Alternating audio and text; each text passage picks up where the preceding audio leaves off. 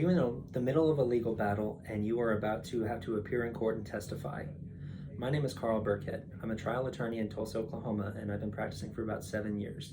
I'd like to talk with you a little bit about what to expect in the middle of trial. So, a lot of my clients, they tend to get pretty nervous at the idea of getting up on the stand. I can understand that it can be intimidating to, sit there, be sworn in, do you swear to tell the truth, the whole truth, and nothing but? It feels like there's a lot of pressure.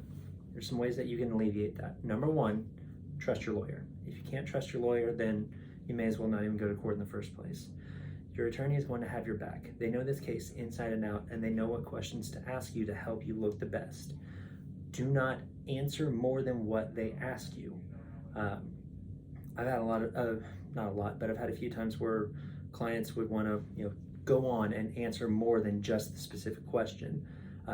The simple way that I like to put it is, if I ask you the time, don't tell me how to build a clock. There will be times when you maybe need to give some more information. Your attorney will then, give you those leading questions of, can you explain what was happening, or can you describe to me this event?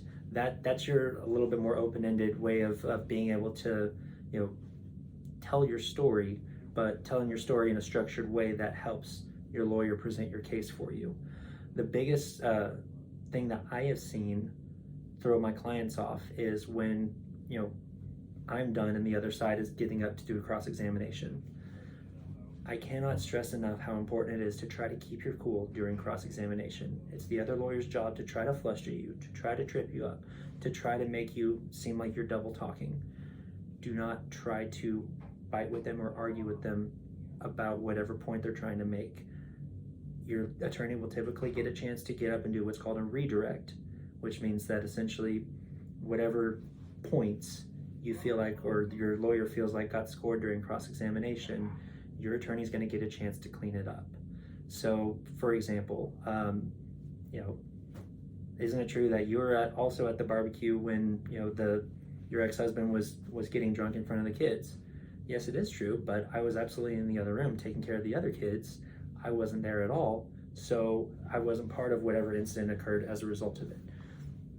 A cross-examination is going to let you explain that, but your attorney will allow you to tell your side of the story upon redirect. The worst case I've seen where someone tried to argue on cross-examination was in a criminal case. I had a client up on the stand who was getting into it with the prosecutor and accidentally confessed to a crime that she hadn't been charged with yet. Wasn't her fault, other than she just tried to argue with the prosecutor instead of just answer the questions and then leave it to the lawyers to handle the rest.